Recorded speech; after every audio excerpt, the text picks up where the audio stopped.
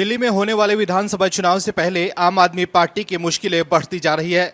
आपने दिल्ली में क्या कांड किया है उसका खुलासा हो रहा है। अरविंद केजरीवाल ने दिल्ली के लोगों से वादा तो खूब किए थे, लेकिन काम कुछ नहीं किया। ऐसे में अब केजरीवाल एंड कंपनी दिल्ली की समस्याओं के लिए बीजेपी पर ठीकरा फोड़ रही है, लेकिन अब दूध का दूध और पानी का पानी हो गया है। दर्शकों, दिल्ली के भीतर प्रदूषण एक गंभीर समस्या है।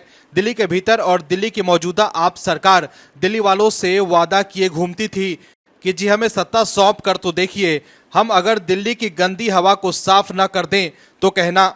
लेकिन केजरीवाल ने अपना एक भी वादा पूरा नहीं किया और हर सर्दी या दिवाली के मौसम में दिल्ली की हवा खराब होती है। दोस्तों, समझने की जरूरत यह है कि अरविंद केजरीवाल सिर्फ झूठे वादे ही करते हैं। हकीकत में दिल्ली वालों को सिर्फ वादे ही मिले, लेकिन धरातल पर कोई खास काम हुआ ही नहीं। अरविंद केजरीवाल जो कहते थे कि हम प्रदूषण से लड़ रहे हैं, उनकी लड़ाई की हकीकत दिल्ली के एलजी वीके सक्सेना ने खोल कर रख दी है।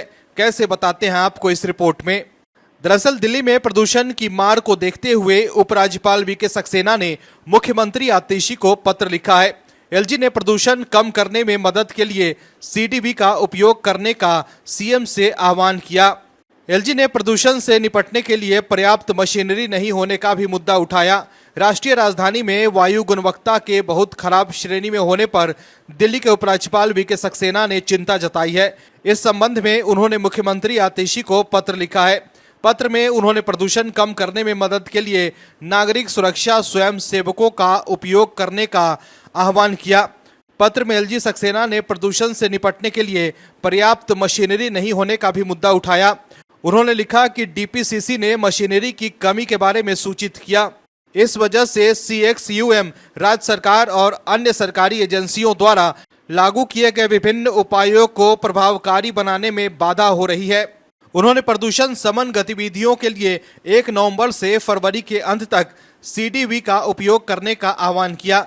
दिल्ली के एलजी ने पत्र में लिखा है कि मैं सुझाव दूंगा कि संभागीय आयुक्त को सीडीवी की सेवाओं को विशेष रूप से उन लोगों को जो 31 अक्टूबर 2023 को लगे हुए थे 4 महीने की अवधि के लिए वापस बुलाने और उन्हें वायु प्रदूषण समन गतिविधियों में शामिल करने की सलाह दी जाए।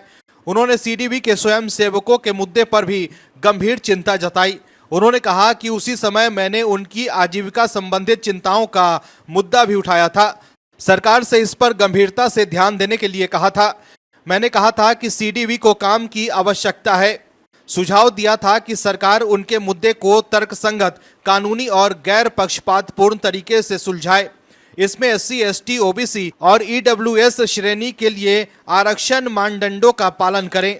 दर्शकों, समझने की जरूरत यह है कि दिल्ली में पहले अरविंद केजरीवाल लोगों को ठगते थे और अब आतिशी लोगों को ठग रही है। लेकिन दिल्ली के एलजी ने आपकी आतिशी सरकार को आईना दिखा दिया है। Bureau report, OMH news. और भी वीडियोस देखने के लिए चैनल को सब्सक्राइब करें और बेल आइकन को दबाएं।